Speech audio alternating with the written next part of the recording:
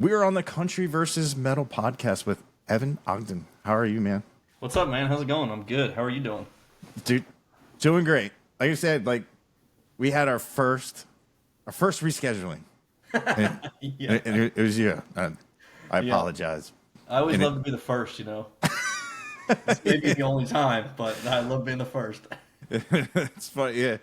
Man, it's because in the artist world, man, you get that reputation of being Yeah. a canceller. It Yeah. spreads around like wildfire, and that man, because like where I work, it's a 24/7 desk, Yeah. and if you get up and you leave and just, hey man, I got something to do, like there's like presidential powers involved, where yeah, like you can rack up charges Yeah. because it's a very different industry. Yeah. I double booked a gig recently, and I had to message back the guy that I had booked the second gig with, and it was like, hey, I got my schedule mixed up. I'm really sorry, you know. And luckily, he's a good friend of mine, and so he was like, no problem, we'll get somebody else. But oh man, I absolutely hate that. I hate having to cancel on stuff. Yeah, it's a weird feeling, especially Yeah. when you know it's a big deal. Yeah. What's your reputation? I mean, it's literally my name, you know? So Yeah, it's like, I hate that stuff.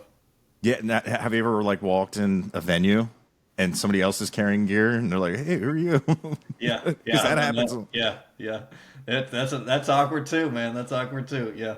Yeah. Yeah. It's been a minute since that happened, but when I was first gigging, so I'm pretty much from the Austin area. I live in Fort Worth now, but when I was first gigging, I was kind of in the Austin scene, and I showed up to a gig and had all my stuff, and about the same time I got there, the other musician got there, and it was a bit weird. It was a bit weird, but we ended up working out. We played a song swap back and forth, and the guy ended up being really cool.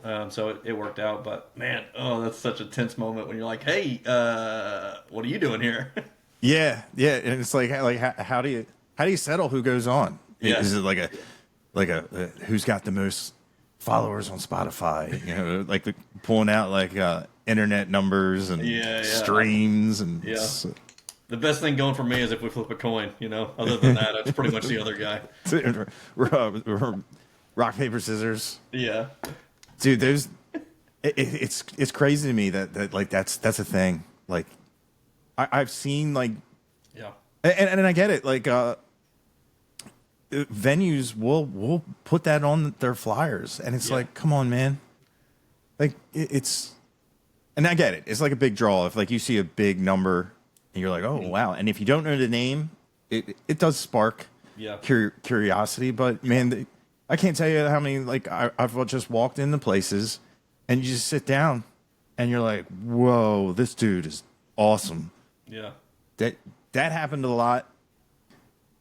Man, I don't even think it's there. It's BB King's place in Nashville. I totally avoid Broadway, but Yeah. man, you go there and you just have some dude just plug in Yeah. and sit there and jam, and just like it blows your mind away. And Yeah.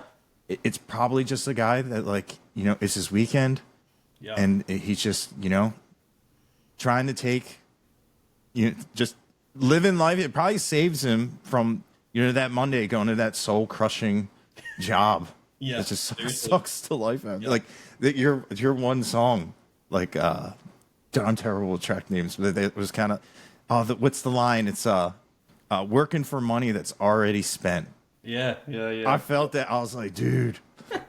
I'm like, that is especially right now with Yeah, everything being so expensive. I'm like, that line right there that's a lot of people's lives. Yeah, dude. Yeah. Yeah, and like I've noticed that like a lot of times venues have asked for like Spotify numbers or stream numbers, and to me I'm like, what? Why?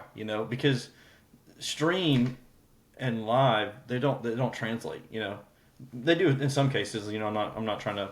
I mean, there's a whole thing in that, but stream numbers alone are not going to tell you about the draw or the performance of the live show. You know what I mean? And so we're in this, like, I'm sure you know this better than I do, but we're in this weird time where like stream numbers can be so crazy, but the draw for a show just isn't there for a Yeah. lot of stuff. And it's just such a weird, precarious time in like the live music versus digital music space. You know, I don't know. Have you seen stuff like that? Yeah. Yeah. It definitely where, the numbers and the crowd don't correlate. Yeah, yeah. For me, it's like I have no stream and no numbers live, so it's the same, you know. But Yeah. They- yeah, it is a weird time to be a musician when like yeah, stuff like that matters when it never used to matter. yeah, You used to like hit the road and like hit the streets and do flyering, and that's how it was, all word of mouth. And yeah, the a big game of telephone, and it's not like your flyers made it to a million people like now, like if you go viral. yeah, yeah, So it's just weird because that used to be the game, and now the game's changed, and now it's like, yeah, because a lot of those you can hit, like I think a market that my stuff's big in is like Singapore. yeah, What if I get all my numbers from there? It's a Singapore sensation, and you're banking on those numbers, and you go play, and the guy goes, "Hey, I promised you all this money, and there's nobody here." And I'm like, "Well, that's because we're not in Singapore." yeah. Oops. Guess you I didn't like look at my Ron Singapore, analytics. man. I'll be your manager. Let's go. Come on. Yeah, let's go. But yeah, I forgot to turn off my air conditioner. I'm just gonna run and turn it Yeah, you off. good, man. All right. This podcast brought to you by Seeger Company. Just kidding. Seeger's not sponsoring this. All right. That's another first. Let's just do it all, I man. made the mistake. Check out some other first, and we'll knock it out. Yeah, dude. I wanted to ask about your music, and Sure. a lot of the soundscapes. Yeah. Is that the pedal steel on a lot of it? Because like I love it, and sometimes just the way that it'll sound, it's like it's really cool. Yeah. It's really hard, like for me, because I just recently became a fan of the pedal steel. Like Yeah. it's definitely new. Like hearing it in the context of like what you're doing, I Yeah. absolutely love it. It's like a synth, like it's just a real cool soundscape. Like just like it's like water underneath the song, just Yeah. giving a real cool stereo width. And man, a lot of your songs have that really cool effect to it. And man, I've grown to love that so much. And dude, a lot of your music is a great implementation of what it can do to a song in that respect. And then there's also like the traditional, Yeah. crying machine Yeah. type. Well, in thanks, that. man. Yeah. So both of a majority of the work that I put out, I recorded with a friend of mine, a guy named Nathan Evans Fox, who's in Nashville, and he played pedal steel on a lot of the music that I have out there. So I put a record out in 2020 called Undone, and he pretty much played all the pedal steel on that. There are some songs that I had another guy play pedal steel on, but all the soundscape stuff that you're talking about, that's all Nathan's work. Nice. And then on the two EPs I put out last year, Honesty and Austin City Limits, he did all the pedal steel work on that. And that's the thing I love working about with Nathan is he's really intentional about the sounds and like creating the soundscape. And so he did an amazing job with that. Like I have a song on Honesty called The Reason Why. It's a slow burn. It's a super slow song. And Nathan plays pedal steel on that. And the solo that he plays in that song, I mean, it's like one of the best solos I've ever heard on pedal steel. And it's not like he doesn't rip your face off, but it just like the intentionality and the dynamic and like how he fits into that song. It's amazing, man. It's so good. Yeah. But the instrument, like you're talking about, dude, the pedal steel is such a great instrument for like filling a sound. Like it can do so much more than just the country solo stuff, which obviously it does, better than anything else. But it just has so many applications for like Americana and like that soundscape, kind of feel that I really love. Yeah, it's amazing because, man, like a lot of the songs I heard it on, I guess it's just like the bro country. It just it felt like it was just there just to be there, and they always too much reverb. It Mm-hmm. sucked a lot of frequencies away from like the cymbals and the hi hat, and it just. I always said it like it sounded like cats on fire, like Yeah, whales, yeah, like angry, and I'm just like, yeah, man, and then man, I've told this story like a million times. I saw American Aquarium, and I'm just like, all right, you got the pedal steel, And then he started playing it like a pedal steel player, and it's just the way, just like on like how your music is. It's just like, dude, that is awesome. yeah, That that's really cool because it made no sense. Like I'm a guitar player, and I love like Delta blues and all that slide, yeah, all that get a resonator and just playing an open D or yeah, just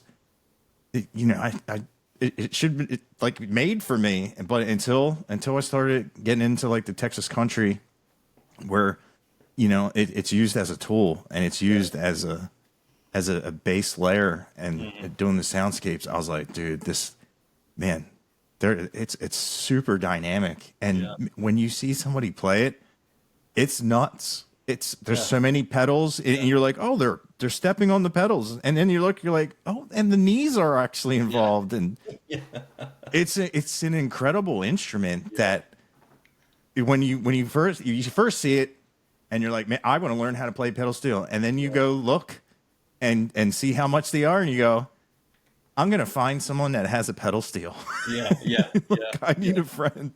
Yeah, I, man. There's a joke among pedal steel players that you have to be clinical to play it because it's just like it's a mind. It messes with your mind, man. I'm nowhere near good enough to even understand it, But yeah, you have to be crazy to play one because it's just so technical and you have to think about music. You have to be so versed in music to understand what's happening with all of the levers, yeah, the half tone and whole tone lifts, when to use them, when not to use them. It's too much for me. I just yeah, give me a G chord and an E chord and an A chord. Let's go. yeah, and like on a guitar, like I'm pretty sure it was Jimi Hendrix. He said, just bend the note until it sounds right. You can't Yeah, do that when it's a yeah, pedal and you ran out of pedal room, and everyone's gonna know yeah, you bent that over. You know, yeah, Ooh, that was sharp. yeah, It's even people that aren't musicians are gonna know. Oh, that's yeah, wrong. yeah. It's ironic too because to me anyway, like there's not an instrument that allows you to express yourself better than a pedal steel. Just the way that it moans, the way that it whines, at least for country music.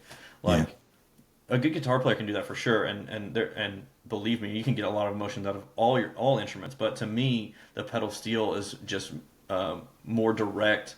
It has a more direct vocal line, than a lot of the other instruments because it winds so well and it bends into or slides into notes so well that it's like you're really speaking with that thing.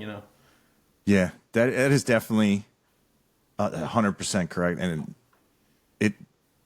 I was definitely taken to school about Yeah, the versatility of it, and just when you really realize of how much it can move your emotions along with the lyrics. yeah, It's really cool the connectivity that it can have with the lyrics and just the emotive side yeah, of the song, and really like I love when people call it the crying machine because yeah, it's cool. And yeah. it's yeah, like hearing it played slow is really awesome, and man, it's really cool to hear like Oh, dude, when you Zachary from like Silverado when he was getting at it. Like I just say, like it sounds like stars falling out of the sky, just like yeah, it's man. just it's it's very cool. Yeah, it rips. Yeah, when you're playing it fast solo, it's good. The Silverado stuff, especially the early stuff.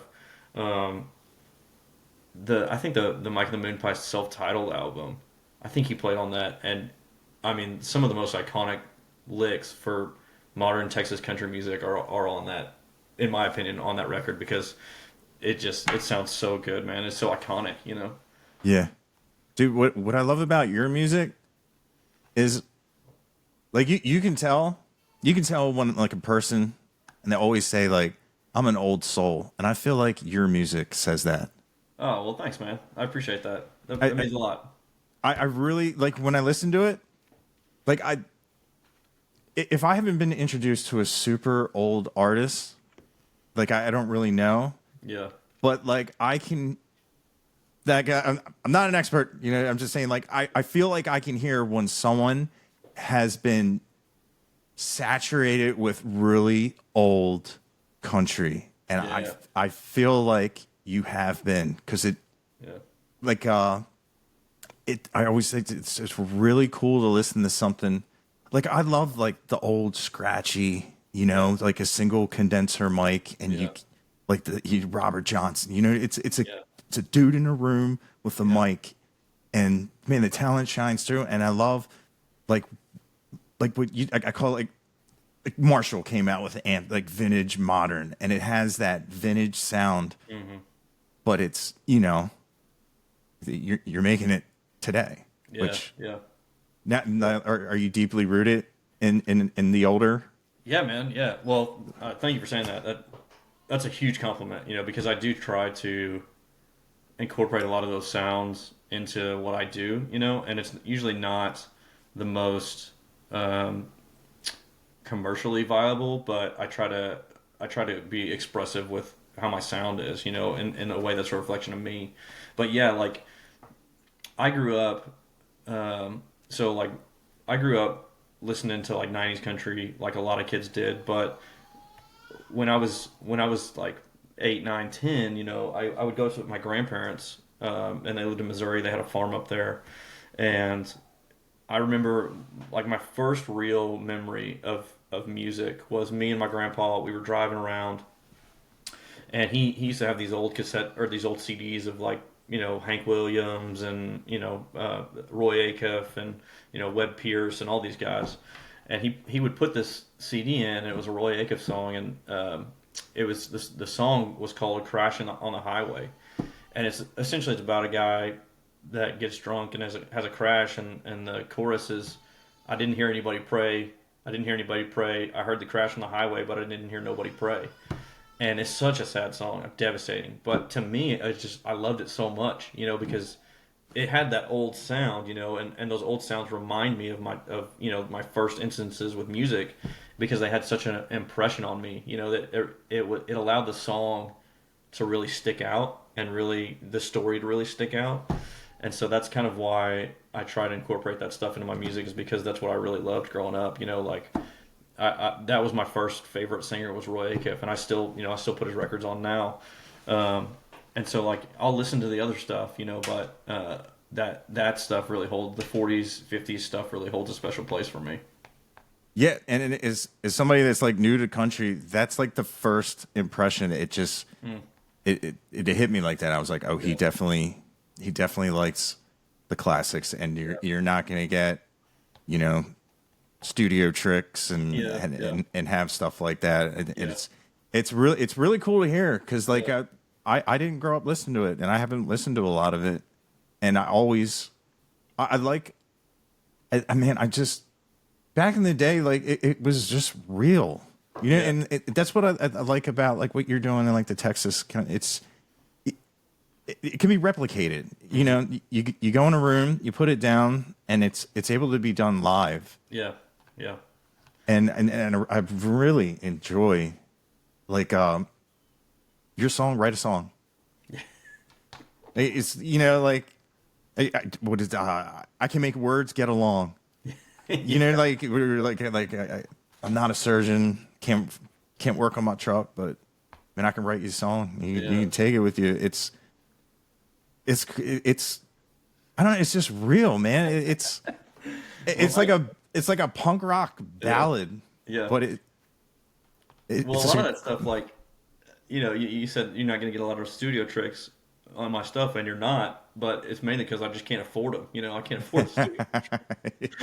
But like a lot of that stuff, we did try to record, as live as possible, because that's what I'm going after. With my stuff, it's just because I want to be able to replicate it, with the band.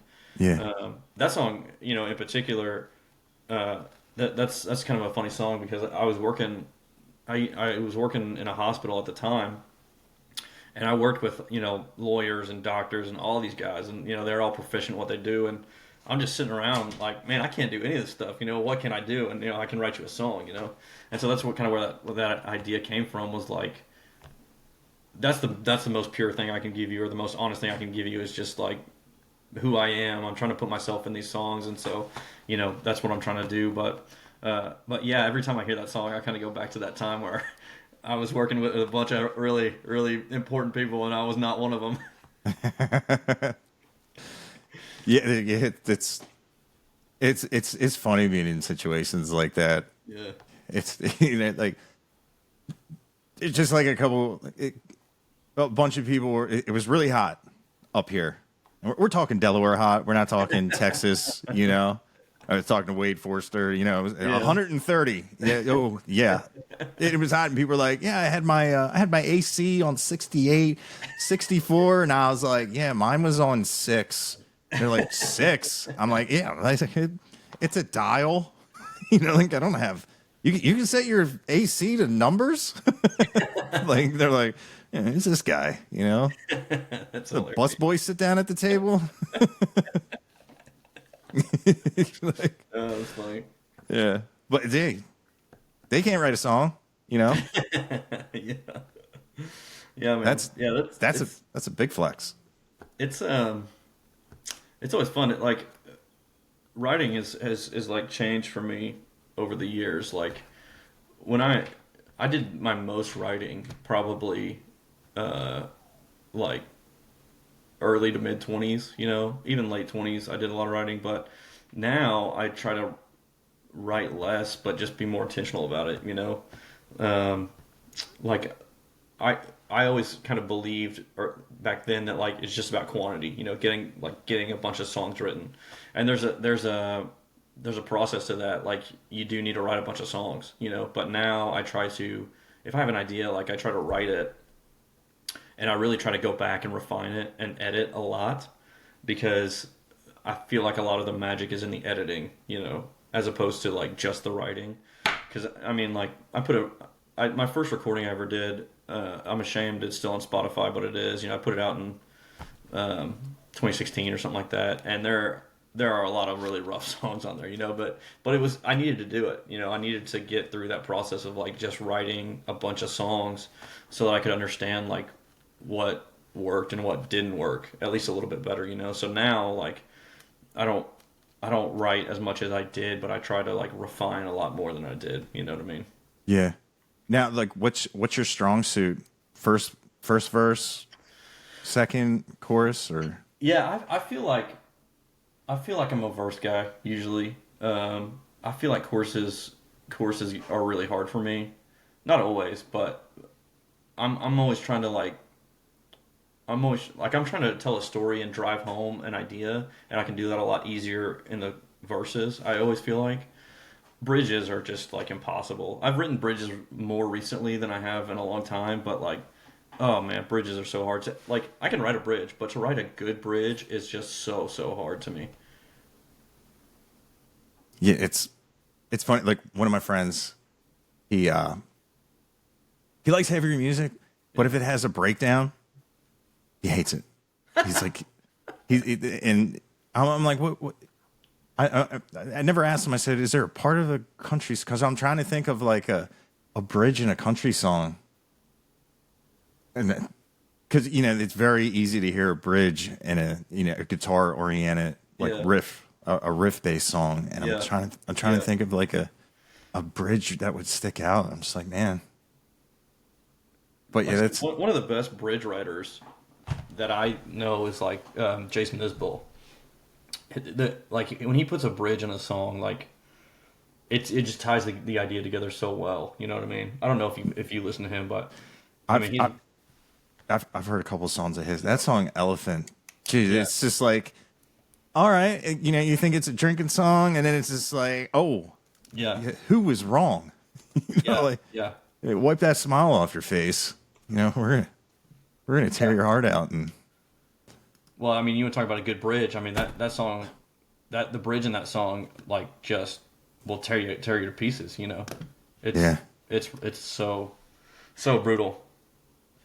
Yeah, it's funny. I had heard "Cover Me Up" because I played a wedding and that was their wedding song, and I remember like I was like, man, I want you need to get it right, you know, because of course the groom was like, I really want you to get into that solo, and he typed that, you know, you type it in, you're like, what, which one, you know. And it amazes me because I used to do like the original versus the cover, and it's weird how like that was like the one song where like it was almost like the cover was beating out the original, and I'm like, man, like a song like that, like Yeah, yeah, I don't know, it had the same. It was the same thing because with my introduction to like John, not Johnny Cash yeah, was like her because I've yeah, loved that Nine Inch Nails song. I'm yeah, just like, yeah, yeah. oh man. And even Trent Reznor was like, this ain't mine anymore. And I'm just like, it's like, man, you know, like it. I don't know. It's just weird. But yeah, Jason is. He's got that really, what does he call it? Fireball, or what that guitar he has? It's like a vintage Les Paul, or Oh, it's a red eye. Yeah, yeah, Red yeah, Eye. What did I say? Fireball yeah, or something? yeah, yeah, yeah. Yeah. Yeah, dude, that guy. We were talking about gear, before we got on here, dude. You want to talk about gear, dude? That guy. Oh, is That he guy. big? Is he a big He is. earhead? Oh my gosh, dude. I mean, he's got some of the best guitars, amps. He's a nut job in terms of like, I mean, in a good way. Like he just has. He chases tone, and he has some of the best tone I've ever heard. I mean, I've seen him live. I haven't seen him live in a long time, but I've seen him live a couple times, and just like the sound that he gets out of his instruments is just bar. It's unique, it's bar none. It's amazing. Yeah, dude. You know what has amazing tone? The guitar on Honesty. Yeah, It's really cool. Like yeah, I've seen. It's funny. Someone made a comment because I said, "Man, this has like this old. It has. I love the vintage reverb." And he goes, "What makes it sound vintage?" And I'm like, "Man, like I never knew like you could buy like a reverb tank. Like yeah, it's a guitar head looking thing, and yeah, that's all it does. It's got stuff, and it just yeah, it's reverb, and yeah, that guitar sounds like something that yeah, was put through that. yeah, dude, yeah, It yeah. you can't. That song was cool to record. What I was really going for, and what I think we really nailed was like I was going for like that '80s, '90s Austin, Texas type tone. Like what you would hear if you walked into a bar in Austin in the '80s or up to the 2000s. There's a very specific like Strat kind of SRV, but not quite sound that you get, and like that's what that is, man. It sounds great. It's that middle pickup, reverb, that decays really quickly. Yeah, yeah. Yeah, I love it, that sound. dude. It's like I have no idea what the song is about because I'm stuck on the tone because it sounds super vintage. Like it sounds like if it sounds like the kind of amp where you can't have it by the drums because Yeah, you'll hear the reverb tank just yeah, yeah, yeah, shaking. And I'm yeah, like, man, that is such a great captured tone. yeah, And that's exact when people ask, when they have the comments, what do you mean vintage? That go yeah, yeah, listen to Evan's song Honesty. And yeah, it's like you can hear you can hear it rattle. Like, yeah, like there's yeah, pedals that replicate stuff like that very well, like the Strymons, the Big yeah, Blue Sky and everything, but yeah, like an actual like reverb it can't be replicated. yeah, And that was yeah, a dude. great captured tone. I love it. It was, yeah. I mean, like, I usually don't brag on my music that much, but that sound, which I didn't play, I didn't. We had a buddy come in and play, and so he got the sound, he got the tone, but the hook of the song, like the hook of the musical hook and the tone of that strat, just like to me, I'm like that's a vibe, Yeah. I love that. That's probably one of my favorite songs musically that I've recorded. Yeah, it's done Yeah, fantastic. yeah, It's really cool to listen to. because it's like All credit to Nathan, man. Nathan Evans Fox, like I said earlier, like I think, he's the guy that got he played a bunch on that on those recordings, but he also got the right guys to play on it. So like we hired out guys for drums, a guy for bass, and then a guy to play guitar, and like he found those guys, and they all worked really well together, and like they got the sound that we were going for. You know what I mean? They got the not I don't want to say lo-fi, but just like more vintage type sound, yeah, and like they nailed it. You know, it was so good. yeah, and it's and dude, when you're doing albums and like you know, money money's tight, like bringing guys like that in, seeing session players play like as a musician, like that's another tier of musician where like you know, if you go like, hey, can you go like ba-da, ba-da, ba-da, ba-da, and like without hesitation they can mimic what you're humming, what you say, and it's man. And like the guy like Brent Mason, it's Yeah. that was the name. Like I cannot believe has never, because I loved reading like Guitar World and Guitar Premiere. You know, like how did he never come up on these lists? Because and he's like one where like you know you hear they press the talk back and they're like, hey, can you do a little bit more, you know, of oh like this, yeah, well yeah, bounce that down. There we go. And it's just it's an amazing when the like. The first time you see it, you're just like, "Wow, man! I'm just gonna burn all my guitars." And he's a machine, dude. Brent Mason's a machine. You know, he was on. I mean, honestly, he probably was on upwards of 60% of the records that came out in the '90s out of Nashville. You know, yeah, and his ability to create licks that like stood out, like Chattahoochee. You know, I mean, and to replicate that over and over again is just, you know, it's unquestioned. But I mean, in Nashville, like that's where I record. That's where Nathan lived. Like I said, that's where we recorded those records. Like you could throw a rock and hit guys that can play. You know what I mean? But the thing that we try to do, Nathan and I, with those recordings, was like I very intentionally didn't want to dictate to the players what the sound was that I wanted. I kind of tried to give them an idea of where we were going and let them be the artists, you know. So like the record is as much mine as it is those guys, because I wanted it to be their sound and their choices for what they played and how it sounded, you know, as much as it was mine, you know. And so I'm really proud of that, because like it's a team effort, you know what I mean? It's like we played this thing together, and you know my name's on it, but like we built something that's unique to all of us, you know what I mean? yeah. And do you try to use the same guys, or do you have like a dedicated band now for like live shows? For live stuff, it's kind of funny. Like I don't use the guys that recorded with live. I just have different guys for that. But I call my band the Regulars, so it's usually Evan Ogden and the Regulars, and it's ironic because I've never played with the same group of guys ever. I don't think I've ever duplicated a group. Maybe I have once or twice, but I always have like everybo's the same except for the drummer, or everybody's the same except for the bass player, you know. So it's kind of a running joke that like the Regulars have never been regular, you know. But I have like a core group of guys. Like I'm probably 3 deep or 4 deep in every instrument, and so like I have guys that I call and stuff that I can trust. But same thing, like, you know, especially live.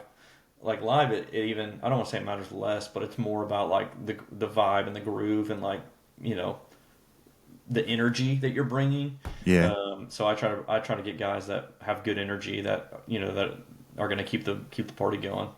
Yeah. What instrument is like the one that like you have to vibe with? Do you have like a preference? Oh, that's a good question, man. I feel like it has to be either the drummer or the bass player. I feel like, especially in country music, so like we're playing a lot of like honky tonks, you know what I mean? And the drummer and the bass player set the mood for the show so much more than any other instrument. Yeah. And they never get credit for it. But I feel like the bass player is probably the most important player in a band, because not only are they holding down the rhythm, but you know, a great bass line goes unheard, but is felt throughout the whole venue. You know what I mean? And like, cause you'll be like, oh yeah, man, this song's grooving, and you don't know why, but it's the bass player that's playing the groove. You know what I mean? Yeah. So I always try to be tight on my bass players and drummers for sure, and then like I'm tight on all my positions now, but those are like that's like the main one that I have to have. Yeah, that's a great point. Like you, like especially if you're not a musician, like you don't know why you love the song. You don't know why, like your chest feels the same way because especially when it, like you can tell, like the guitar, the bass player didn't show up, and the guitar player's playing bass. Yeah, Like yeah, if I'm playing bass, you're gonna know that the bass player did not show up and the guitar player jumped on bass. mm-hmm. But man, if you see a guy up there like riffing it out, and it's Yeah, cool. And it's man, it's weird. 'Cause, like it's a really cool instrument, and it's man, like you know the jokes. Like Salvo sends me memes all the time about bass players, and and it's funny, but like you're 100% right. Like yeah, they absolutely are the glue that keeps everything. And if you have somebody that knows what they're doing, man, you're gonna have a great time. And yeah. especially if they're locked in with the drummer, that's so Exactly. cool. Exactly. First of all, send this podcast to all your bass friends, people out there, because I don't think bass players have ever gotten love in their entire life. So I'm sure they love this. But yeah, like a good bass player who's going to lock into the drummer and keep that, like I said, that rhythm going, but also have melody with it. You know, that's so hard to it's so hard to do. And it's so hard to keep the train on the tracks. Yeah, that's Because like you can have a guitar player miss a note and like he can recover, but you have a bass player miss a note and like the whole thing is like, what just happened? What's going on here? yeah. Oh, you missed a note in the guitar. You Yeah. just if you got a whammy bar, just Yeah, I just just slid into the right one. yeah, I'm out. But that's like there was a gig where my buddy's like, "Hey, you're gonna have to play bass," and I was like, "Okay." So going through the song list, and I was like, "Man, it was Simple Man, Leonard Skinner," Hmm. and I isolated the bass track, and I had absolutely no idea of how melodic the bass was, because Yes. and that the bass is like riffing it out, like doing it's once you hear it, I should do a video about it because like once you hear it, you'll never unhear it, and it Yeah, dude. makes the song Yeah. so because like man, there's a lot of songs you've heard like a million times, and it loses its luster. It's Hmm. like Yeah. Stairway to Heaven, all those songs, and but man, when you isolate and pinpoint and listen to the bass, you'll never listen to it again. Yeah. Yeah, dude. It's Yeah. amazing. Yeah. I don't have anything else to say because I don't want bass players to get too in their head. Now, oh yeah, we are great. Yeah, Start yeah, charging me more. I can't afford them, yeah, but no, it's like I said earlier. Like guitar players, lead instrument players, like they get the cheers, but the things that get people grooving and out on the dance floor are the rhythm, and it's usually the bass. yeah.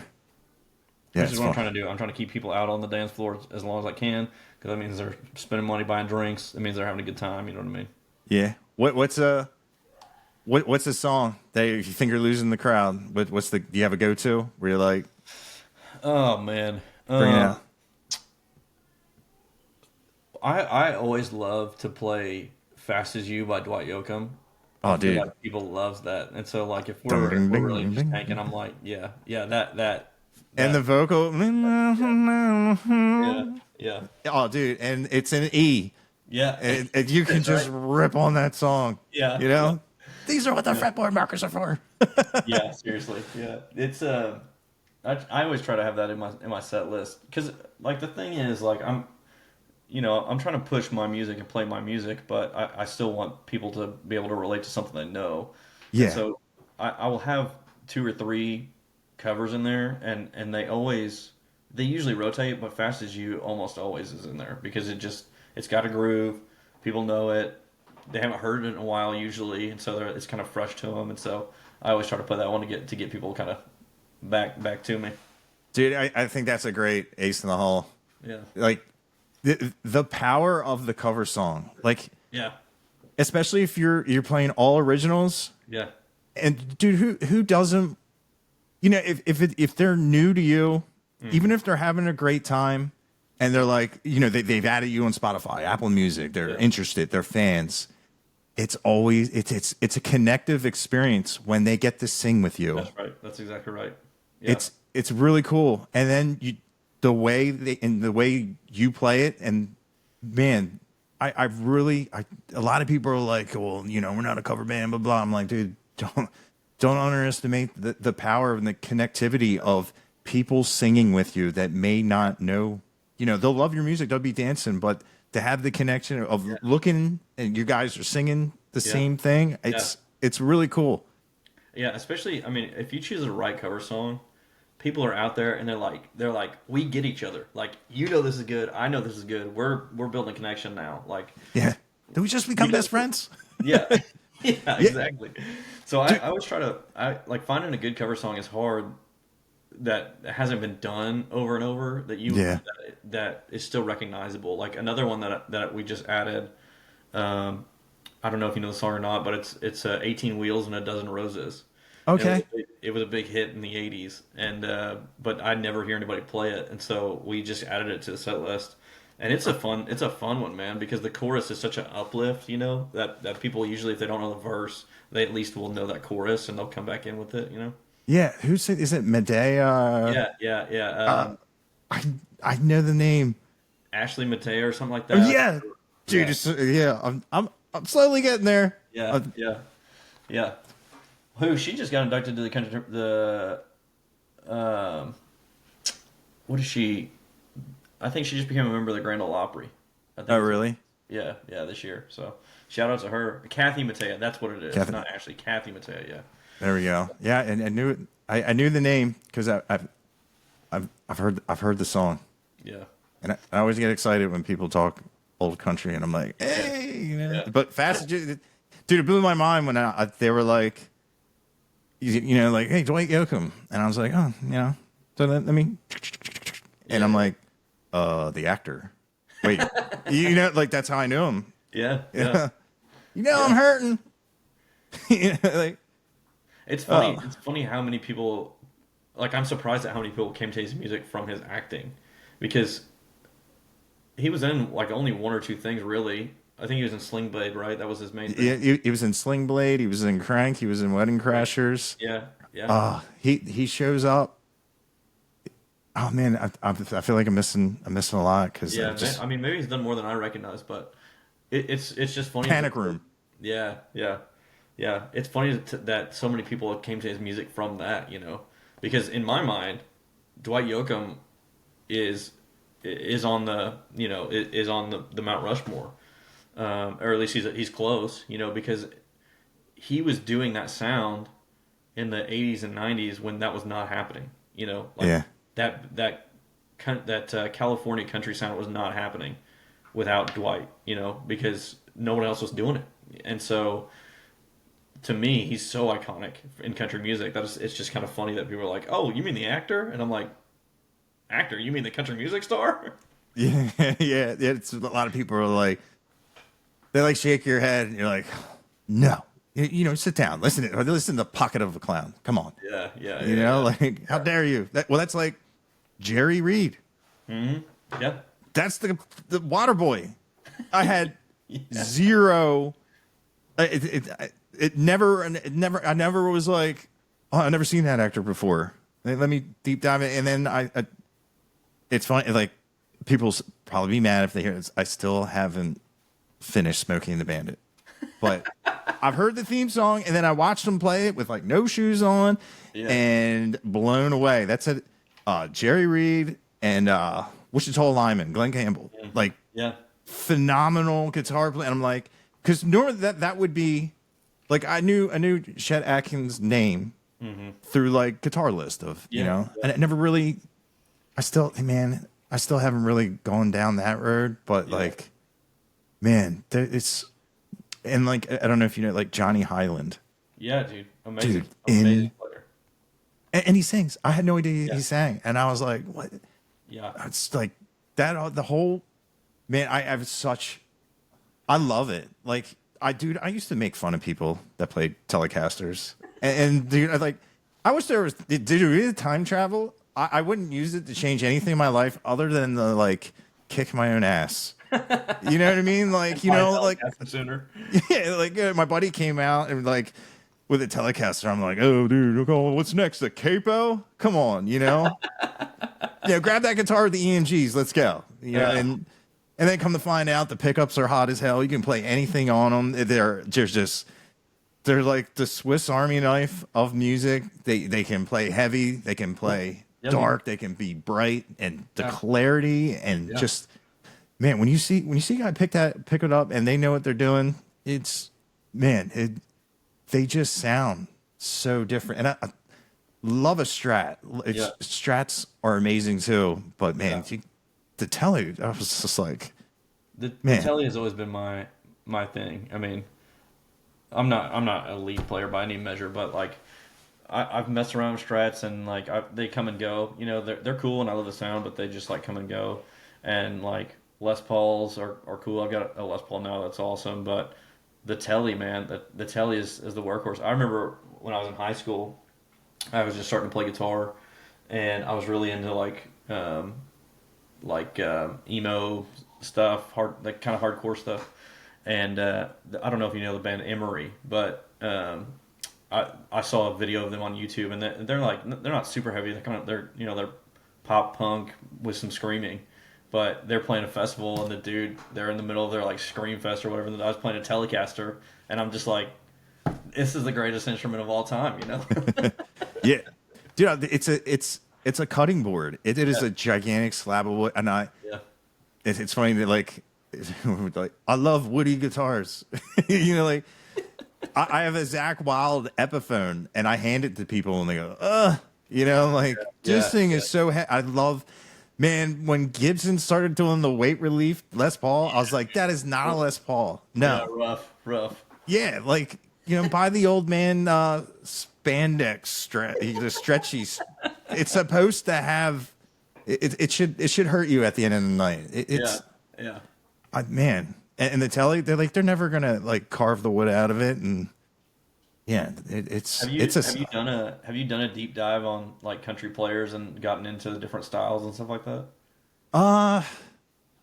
No, I guess not really, but the chicken picking thing, I've been, which is weird because Zach Wild's one of my favorite guitar players, and he does it. Yeah, But really? I never had any interest to do it because my right hand was always fast enough to play the same stuff. And it's still kind of, I'm trying to get away from that. Yeah. But man, those guys that like full out do the thumb pick and use their fingers, and it is unbelievable. Crazy, The precision, the clarity, and the amount of just sound that they can do. It's phenomenal, and I've been obsessed with it, like watching Brent Mason and Johnny Highland, and man. The chicken pick stuff is crazy. You know, like you mentioned, Johnny Highland is probably one of the best pickers out there. Same thing with Brent Mason. You know, one of my favorites is a guy named Red Volkart. He's played all over. He played with Merle Haggard for a long time. There's a group in Nashville called Don Kelly's Heroes, and there was a band started by Don Kelly, and they play at Robert's Western World. So they have like a mainstay there, and the players that have come through, like Brent Mason played Don Kelly's Heroes, Red Volkart played in the Heroes, and it's kind of like the measuring stick for guitar players in Nashville. But there have been so many. There have been so many guitar players that have come out of there that are just absolutely amazing. You know, it's the sounds though are so different. You know, like you have the chicken picker from the '90s, but if you listen to '70s country, the guitar and '60s country, the guitar playing is just so different. You know, it's great. It's amazing. It's just totally different. Yeah, it's funny. Like I did do a dive on the the chicken picking to the point where I bought press on nail glue, and I bought the Amazon, like, Yeah. it had like 20 different sizes of acrylic nails. Yeah. Yeah. Yeah. Yeah. And, dude, I glued these nails. And like, I tried playing. I was like, ow, Yeah. it hurts so much. And then here I am with, like, of course, like, they're not straight. They're terrible. That's like, I've never done it before. Yeah. And I'm like, how the hell do these things come off? There I am with my Kleins, like, trying to, like, pull, because they're like, like, you go on the internet, it's like, don't be stupid, nail polish remover. They make a solvent. And I'm like, there's no way I'm going to the store with these, with these nails. Like, but man, I really thought, dude, like, I had all the confidence in the world, because I have a banjo and I have the steel things, and I was like, man, it's probably just gonna be like that. It's just gonna rub off. It's gonna be great. It's gonna be pain free. Nope. Yeah, And man. I've talked to I've never talked to the girls in Del Rose, and I was like, I see you have nails. I see you finger pick. Like, Yeah. are you in pain? They're like, oh, absolutely. Yeah. Yeah. Like, this is the sacrifice. It's painful, but that's the bleeding under strings they talk about, man. I mean, that's what it is, We did like a lot of the music that I put out really doesn't have any of that stuff in it. But like when I'm playing live, I either have to have like a really hot pedal steel player or a really good guitar player that can rip some stuff, because it's just like in a live setting, it just gets people moving more. You know what I mean? It keeps people going more. And so, like, to have somebody that can do that is really invaluable. I mean, you don't hear a lot of it in the Texas country sound. I wish you did. I just think it's a different type of playing that happens out here. But it's hard. It's hard to find people that can really do it well. I mean, it's a mastery form that you have to spend hours and hours doing. Yeah. I forget. There's like a set. It's probably like 10,000 hours, but that's like, I'll put a movie on and just like Hotwired. I've been working on Hotwired forever, and it's like I bought a Brent Mason telly. Like, they were doing like a percentage off. You call your guy at Sweetwater, and like, hey, hook me up, dude. You were gonna call me anyway. I'm beating you to it. Yeah. I want a Brent Mason telly, and I don't want to pay full price. And we'll see what we can do. It's like dealing with a car salesman. Like, we can't do that. Okay, well, I'm going to leave, and you're going to call me, and I'm going to come back and buy the car. Yeah. But so, like, now I have no excuse now. I bought I can't do the thumb thing. It's just not. But I got the same picks he uses, so I was just like, I've replicated it. I got here, not knowing who he was. I had the hot wired pedal from Wampler. Because I was managing a band, and that's what he had, and I like to have two of everything. Something when you're when you're out at a show, it'll just explode. Yeah, of course. Yeah, and it's like, oh, sorry, yeah, our power's a little spotty here, and you're like, dude, like, you come to find out your bass player has 3 surge protectors on one outlet, and you're like, the plate voltage is just destroying your equipment. And you're like, what are you doing? The outlet's flashed over black. It's not GFI. It's never gonna trip. It's gonna burn all your stuff to the ground. Like, what, man? You give me nightmares right now, man. I know, it's terrible. Oh, and it's just getting there. It's like, welcome to Tractor Supply. Weren't you just here 15 minutes ago? I was like, well, I'm back again. The trailer tire blew up again. And it's like, why don't they make them solid rubber? I don't care how much they are. Just why are they airing them? They just like, make them all just. You're getting crappy gas mileage anyway. I don't need it to absorb the bumps. It's one time everybody has to go through this, but one time I was very early on playing, and so of course I didn't know any of this stuff, and so I'm playing a duo thing with a friend of mine, and I didn't know anything. I just had my acoustic guitar. I knew enough about like having a tuner and the cables and stuff, but I didn't know anything about how acoustic guitars react to weather or any of this stuff. So we're playing outside in Oklahoma, and like in a fall evening, and I didn't bring backup strings. I mean, like I was so new. So at one point, I think I did. I think I actually did bring some backup string. I don't know. Anyway, at one point, I break a string, of course, because things are changing. I break a string. I put another one on that's like not the right gauge, hoping that'll work. Play a little bit more, break another string. Okay, so I have a friend bring a guitar, and I play that until I break a string. And so then I'm like pulling strings off this one guitar to put on this other guitar, man. And like the last song of the night, we're playing, and the generator that we're playing on a trailer, by the way, the generator just catches on fire. And I'm like, this is the end. Thank you guys for coming. Yeah. Ta-da! Yeah. Didn't know there'd be fireworks at the end of the set.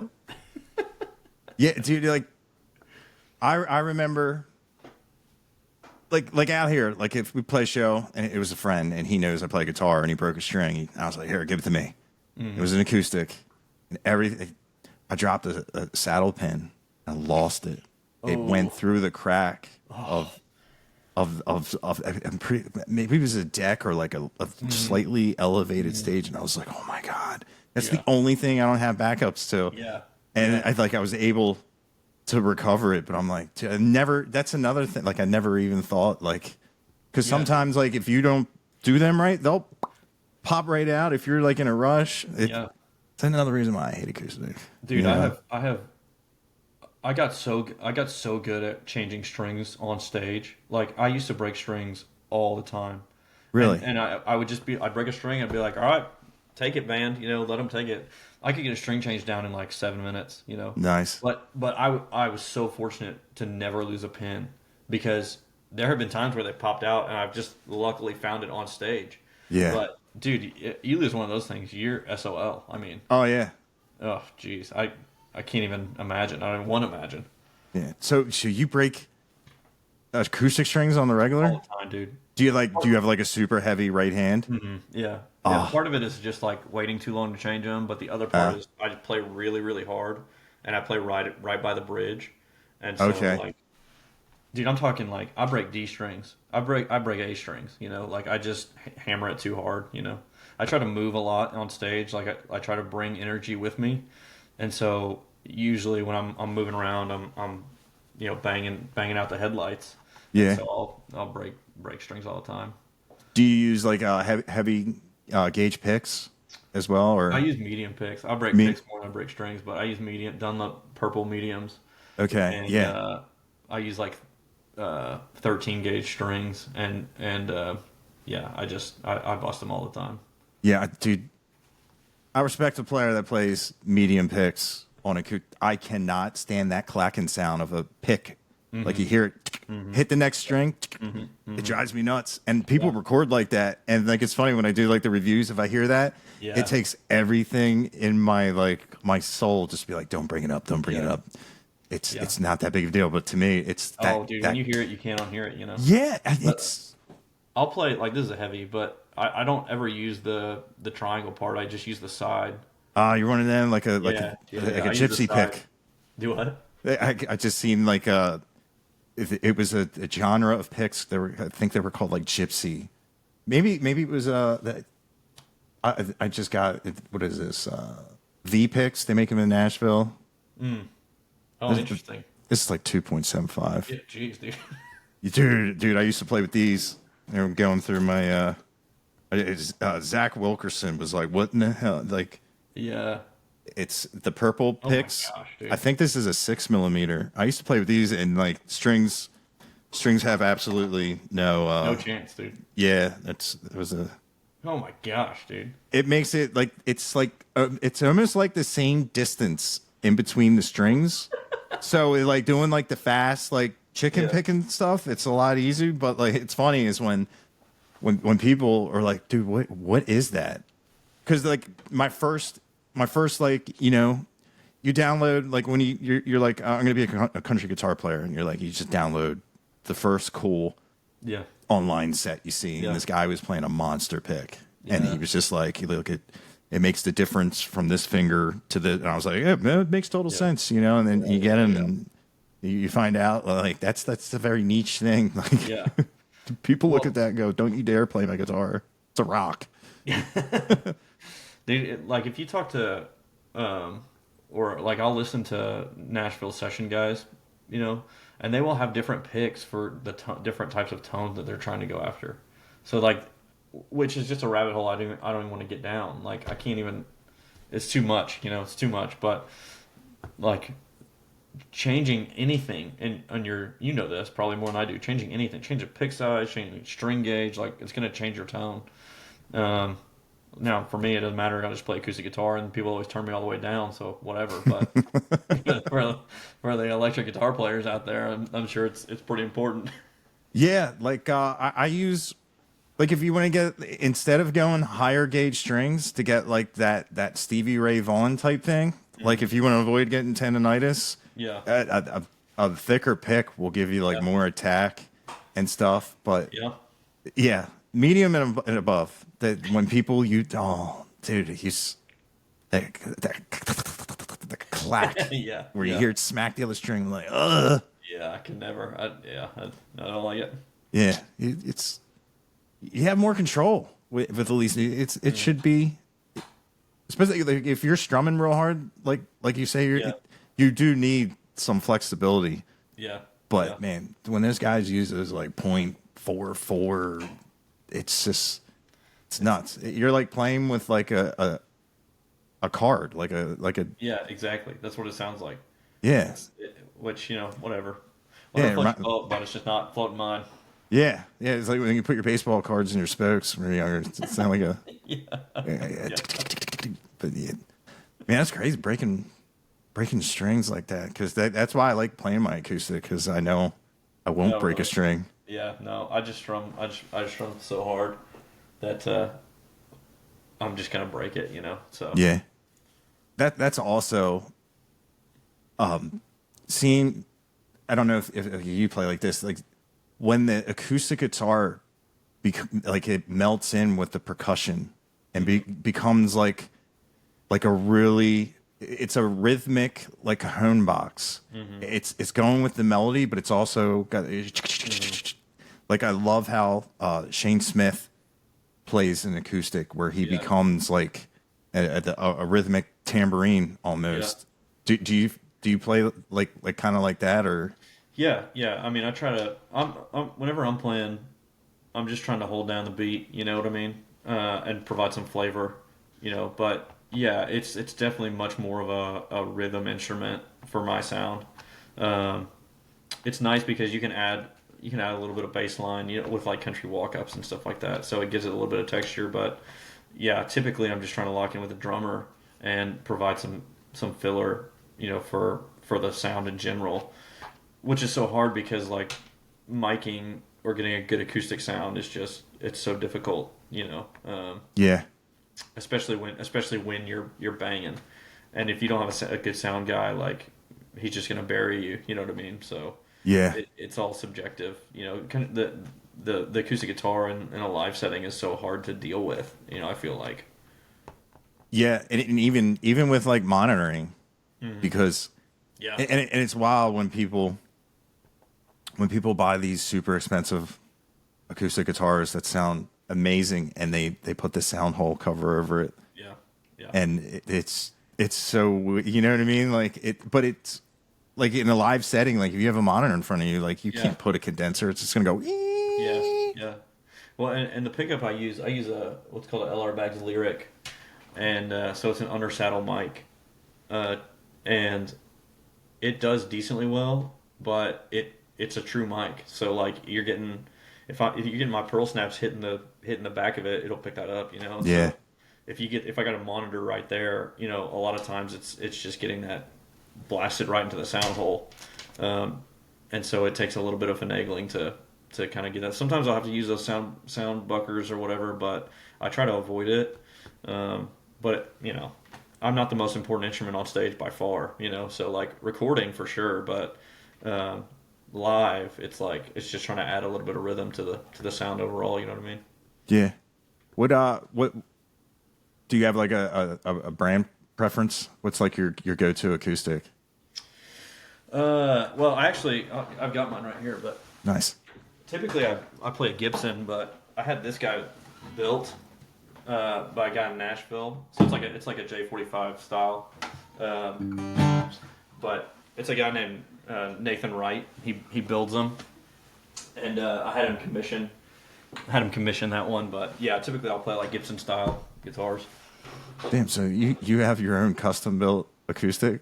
Well, yeah, I mean, it wasn't. It sounds way cooler than it is, but I just wanted something really specific, and he worked with me on it. So, yeah, it's amazing. It's my ride or die. You know? Yeah, dude, that's awesome. Do you have a name for it? Do you name your guitars? Yeah. I think I named it a long time ago. I think I named it Jennings for Waylon because the honky tonks in Texas are its natural second home. So that's why it's named Waylon. Nice, dude. I don't think I've ever met anybody that has their own like custom made acoustic. I mean, for the right price, you can get anything done. You know. Yeah, So, that's true. yeah, I sold a lot of gear to get that, but it was something that was important to me. My first guitar that I ever had was a Gibson Hummingbird Pro, which was just kind of an offbeat one, and I got it. It had the headstock broken already and repaired. And I broke the headstock again. I had it repaired. I ruined the finish on it. I mean, it was my road dog for a long, long time. I still have it. I still play it, but now I'm trying to get a lot of songs out of this other one I have. So I play it all the time. Now, do you play the acoustic so hard that like you'll just? I've seen people with acoustics and there's a hole on the top. Yeah. That amazes me. Yeah, that's crazy. I don't have any holes in mine yet, but I may get there. But that's playing pretty hard. You know what I mean? Yeah, yeah, and it's funny. Like I was talking to on one of the podcasts, Shayna G. I'm like, how is there a hole in the top of your guitar? She's like, oh, you know, just from playing. I'm like, I've played my acoustics for like a decade, and Yeah. there's scratches, but that looks like someone bore a hole in it. She's like, no, it's just from playing. And I'm like, man, like it's that's playing, and it's like Drew Herrickle.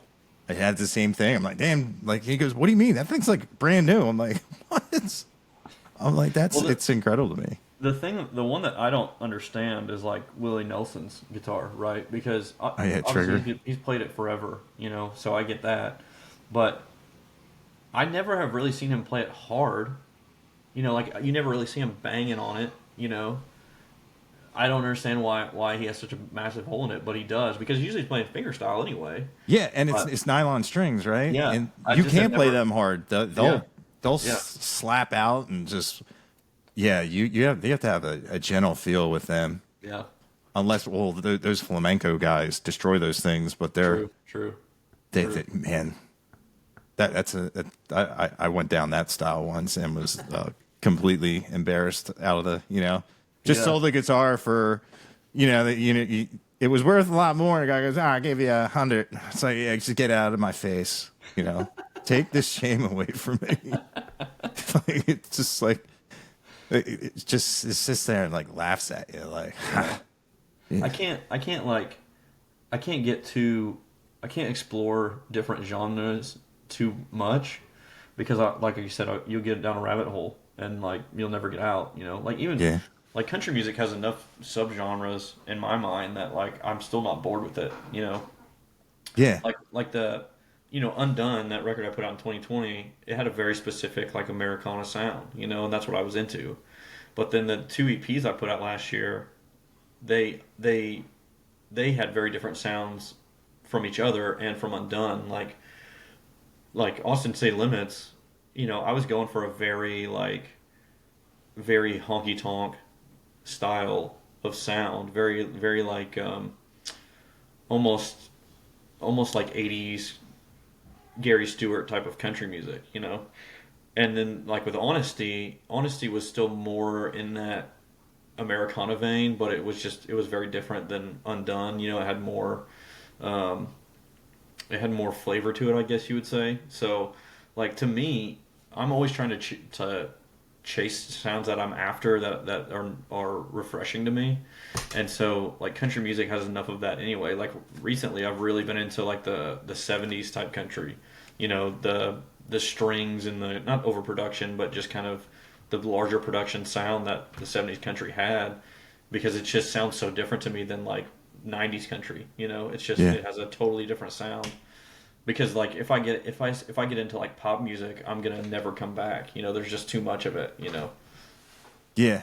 Now, how do you feel about, as a country music fan, like there's subgenres Yeah. of different sounds, different types of country and styles like that. How do you feel like that's just with like the listener and the musicians and the creators? How do you feel with that not translating into like the award shows where it's just like, oh, best country, and it's like, well, that guy, that's his first album and he's put out 13 years of Yeah. rap records, and you know what I mean? Like, Yeah. I mean, I used to get so bent out of shape about that stuff, but like awards are a reflection of an industry. You know, yeah, they're a reflection of whatever the Country Music Association thinks is cool, but that's not really a reflection of what's happening in the country. You know, yeah, and so like the best story I ever heard about this was Merle Haggard won a Grammy or a number of Grammys, but he used one for a doorstop. Like it's about how you define your success, right? And his success was whether or not he connected with the people that were listening to his music. And like it's interesting. That's what I've tried. I've really struggled to like move past. For a long time, I was like chasing validation in like the Texas country music scene, and there are great people in the Texas country music scene. But I had to refocus what I was trying to do to not chase after approval from them, but chase after being honest with myself and putting out music that was honest about who I was, and then just letting people connect with that or not connect with it. yeah, It made it a lot more fulfilling to me to do that than try to chase clout in an industry. yeah, dude, 100%. That's like I had Leaf Shively and Kyle Roop on, and Kyle was like, man, don't play for the crowd. Play for yourself. Be yourself, because in the end, you want the crowd to be there because you are yourself, and it's Yeah. just easier, just to to do what you're doing. Yeah. Yeah. Yeah, When it's way more difficult. It's not, I mean, like, it's so hard to do. It's easy to talk about and really hard to do. And like, I still have to catch myself being like, wait, why are you upset about this? Why yeah, are you upset that you're not getting the specific, opportunity or whatever?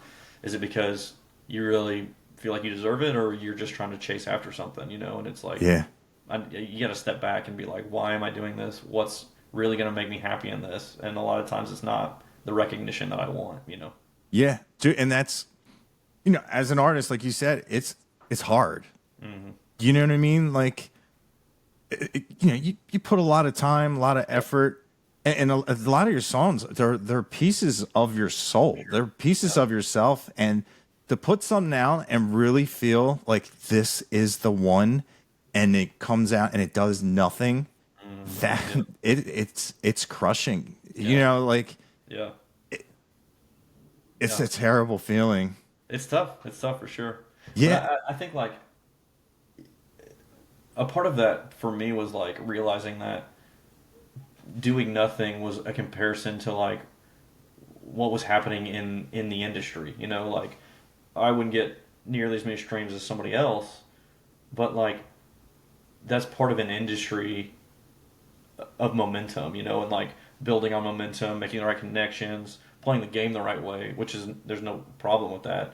But I had to shift what my goals were. My goal primarily is to be honest with myself, honest with my music, and put out something that I'm proud of. And after that, like whatever happens, happens. As long as I can be proud about those things, then like everything else is going to take care of itself.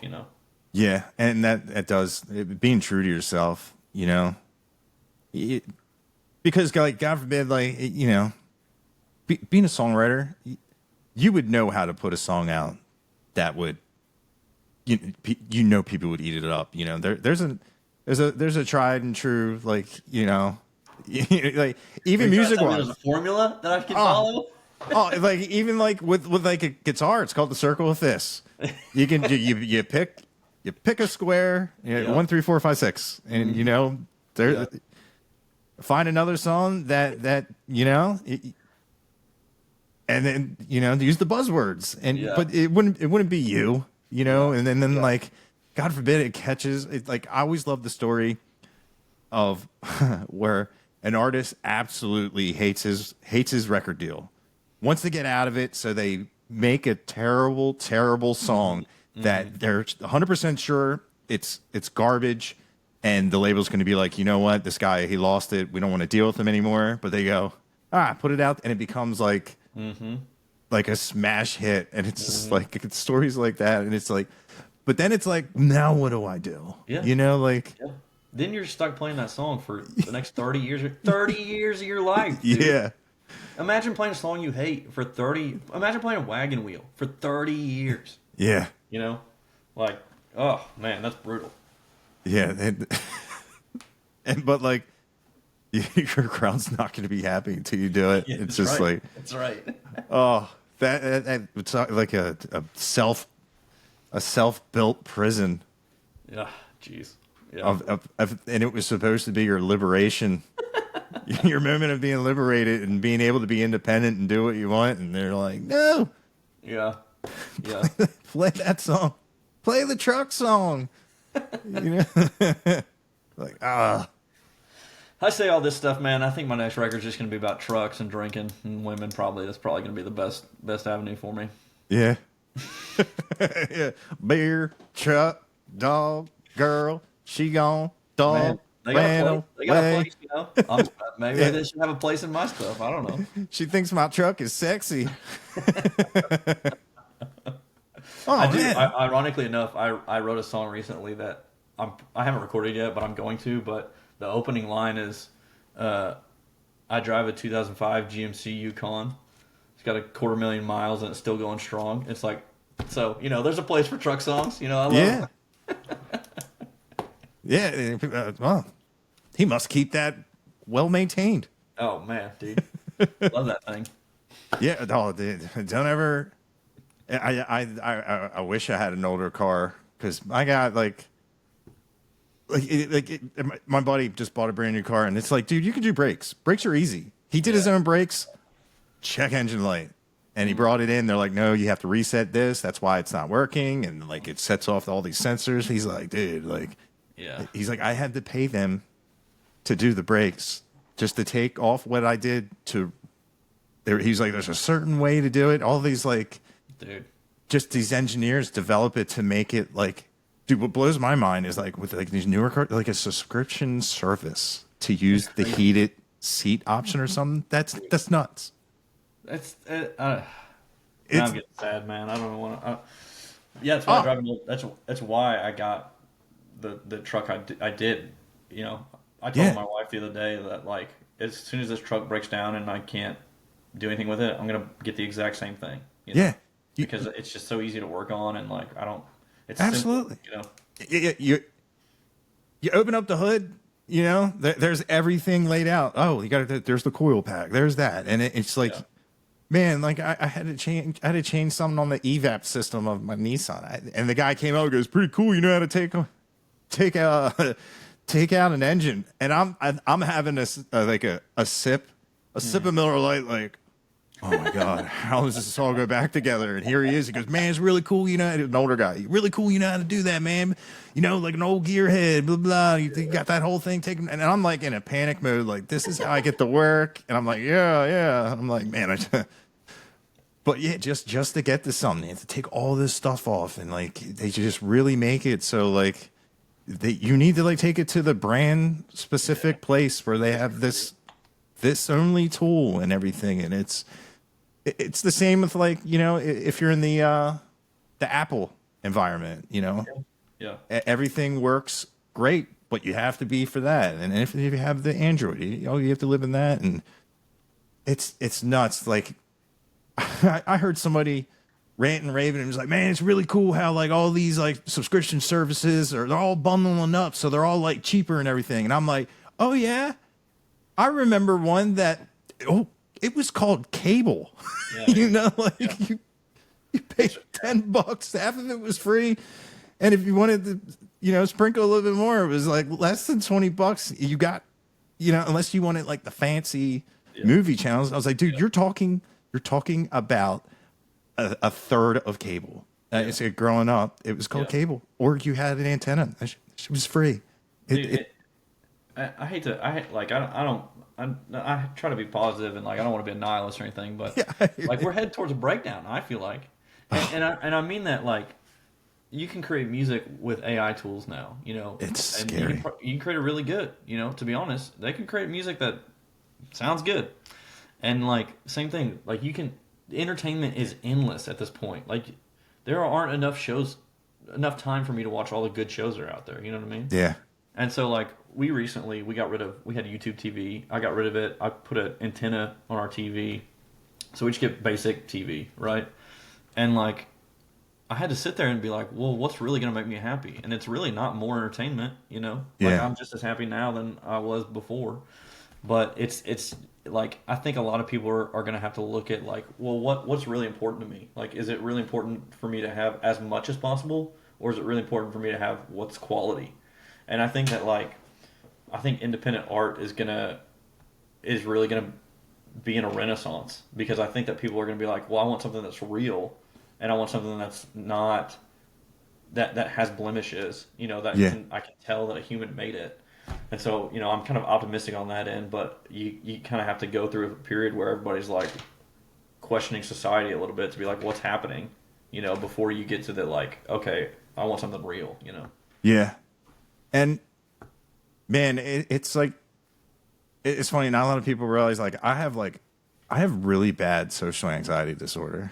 Like, and it takes a lot for me to like go to places and, but man, like I know a lot of people that are like that. And you know, you think you've watched like the people that have seen you on TikTok, like a live show, or they've seen a band. It's not, man, the live experience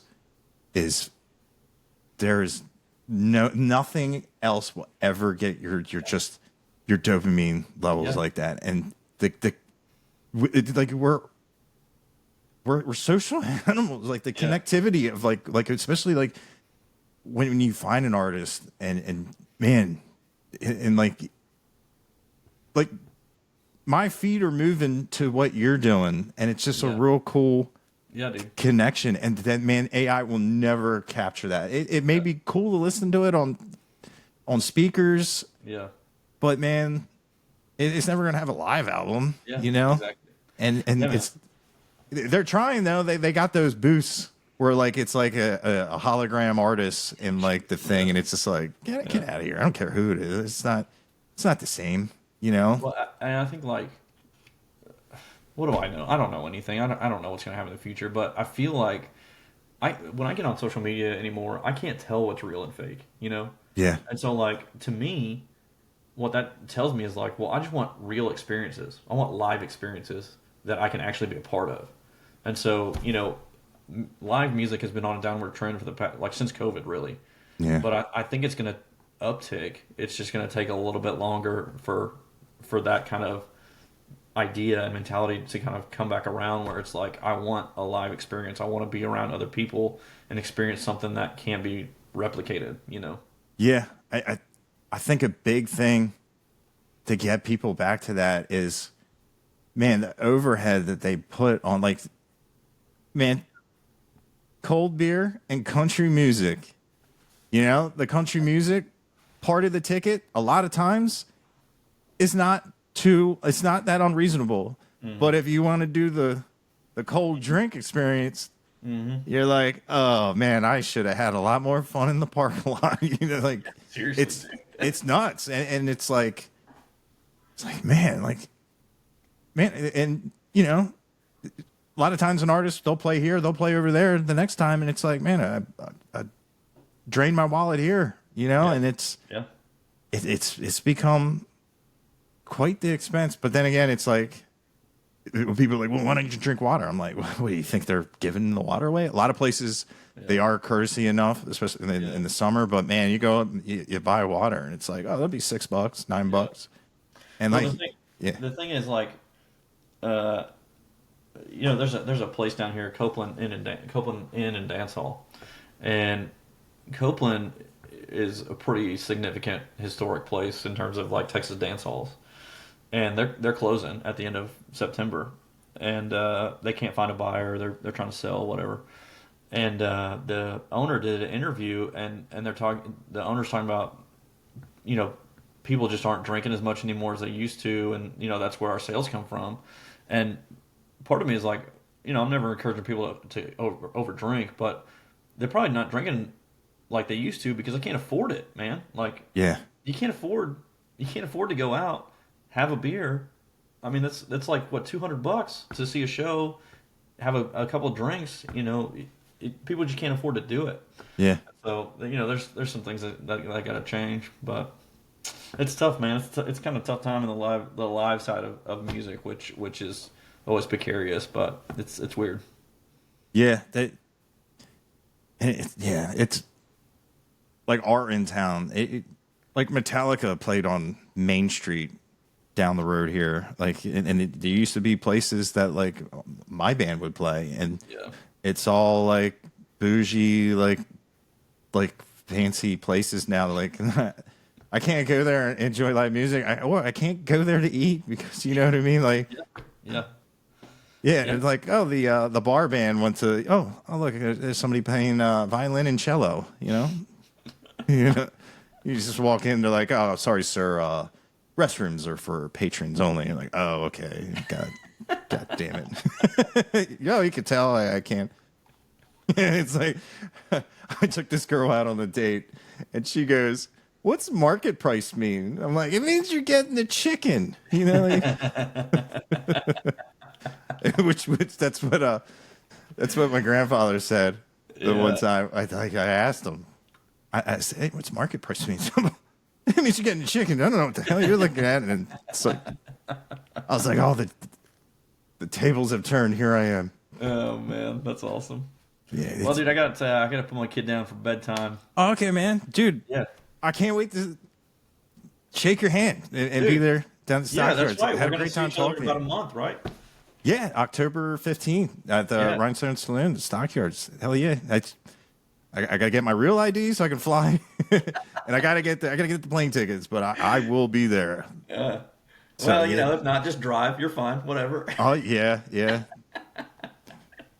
Well, dude, thanks for having me, man. I appreciate you. Yeah, dude, and enjoy the rest of your night. Man. Pleasure talking to you. Yeah, thanks, guys. Yeah, man. I'll see you. See ya.